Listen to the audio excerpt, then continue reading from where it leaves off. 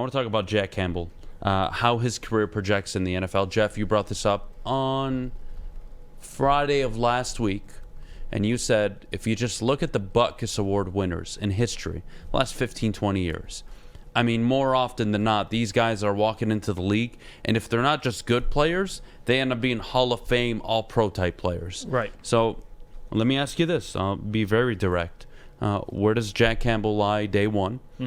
Week one of the NFL season, what's he going to be doing? Is he on the field, on the bench, in and out of rotation, or is he a starter?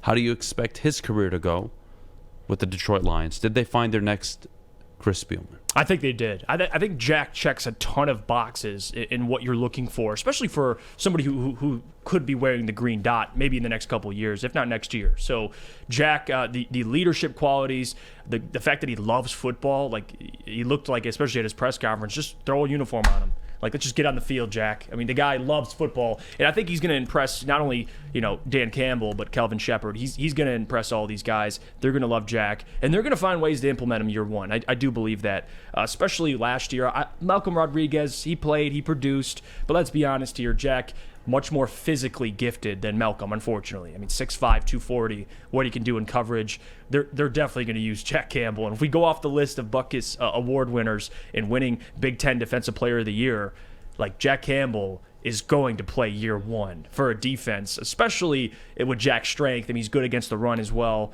They couldn't stop a nosebleed last year. So to answer the question, I do think Jack Campbell year one will shock a lot of people because he's going to impress the coaching staff. And in training camp, he's going to give it his all. Like, the guy's a hard worker, and he takes his business serious. So I do. I have a lot of faith in Jack and what he can do year one in that linebacker room. I really do. I think you would agree with me there. I would. I want to compare him to the last 6'4", 6 foot, almost 5 linebacker that I grew up watching, and that was Brian Urlacher. Now, the size is relevant here. That's really the only comparison you can make. You're talking about a rookie versus a Hall of Famer. I don't think that's fair, but the size can work if his athleticism translates enough. I think this is going to be one of the 7, 8 best linebackers in just a few years in the NFL. This is a guy that can do it all. He can pass. He can drop back into coverage and pass cover. He was one of the best pass cover linebackers coming out of the draft, the highest PFF score among all Power 5 conferences. The athleticism score is just stupid. It's just stupid. He tested out way better than you thought. And if he can develop a little bit in terms of run support, if he can become 90%, 80% of what he is as a pass cover linebacker in terms of run support, you have a multiple time Pro Bowl linebacker on your hands. This guy's a freak. And you know what? Urlacher is the only 6'4", 6'5" linebacker I recall as a kid. If you guys have any ones that you remember in the chat, feel free to add them. But for me, it's Brian Urlacher. We need LeVar Arrington. I don't think LeVar Arrington was that tall, though. Was he? LeVar Arrington was like 6'1", 6'2", maybe. Yeah, I mean, he's 6'3", so in okay. terms Well, of, that's I guess, kind of fair then. Yeah. But I want to talk about specifically what separates Jack and why I believe he'll get a lot more looked. He'll get looked at early. Is because of what he brings, the ability to turn the ball over. And that's something that the Lions talked about last year, getting the football, taking the football away. That's Jack Campbell's specialty. I mean, you watch Iowa this year. He was a big reason, these guys, I think he had 2 one-handed interceptions, had a couple forced fumbles. I know he didn't have the sack numbers everybody loves, but again, he's in coverage. He's forcing turnovers. He's disrupting, especially in the pass game. I love a lot of what Jack Campbell does. I think he has a lot of intangibles that Dan, Kelvin Shepard, these guys are going to be looking at. So, again, if Jack doesn't contribute early on, I mean, I'd be a little worried, but I would also be shocked. I don't see a scenario. I think he comes in and presses everybody and goes out there and balls out. So we'll see. But they'll find a way to implement him. On a scale of 1 to 10, give me Jeff's concern rate that Jack Campbell won't translate in the NFL. 10 being terrified, 0 being he will. I would probably say... or I'll swap it. 10 being I'm confident, 0 being I'm not. I'd say about a 7. I think he will.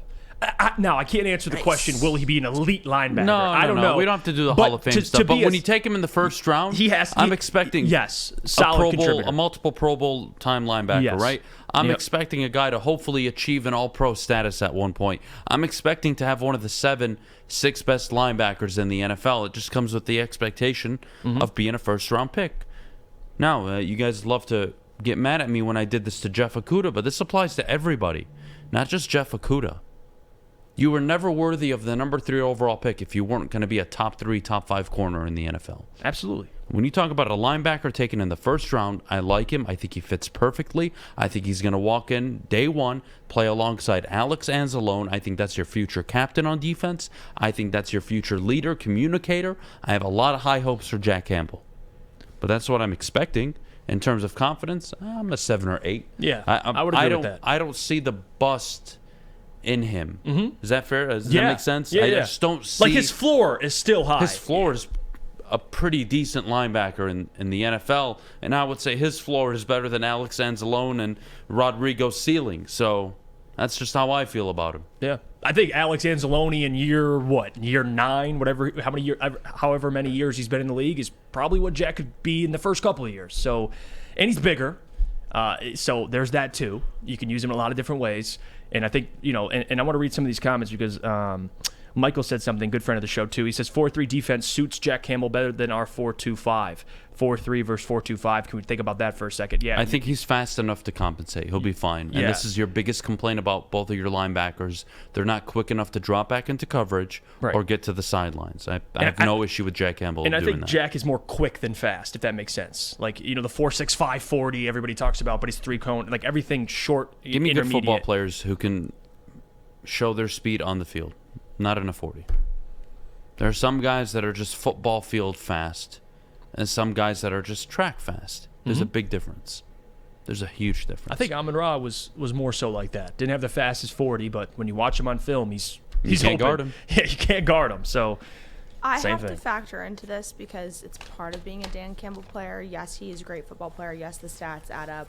Yes, his tape looks great. But when he stepped into that room on Friday morning, he wanted to be there. You could just tell how badly he wanted to be there and how badly he wanted to express his want to play in Detroit and his want to play for Dan Campbell and his want to play for the city. It was like he felt so emotional the entire time in that room, and it came across so humble, and he was so excited to get to work. That's my kind of guy. I genuinely think, if you gave him the opportunity, he would have started practicing, that day. I mean, the fact that he's only posted twice on social media in the last 2 years, both of which were happy birthday to his girlfriend or wife, I'm not sure. Football guy. That is a football guy. That is the guy I want.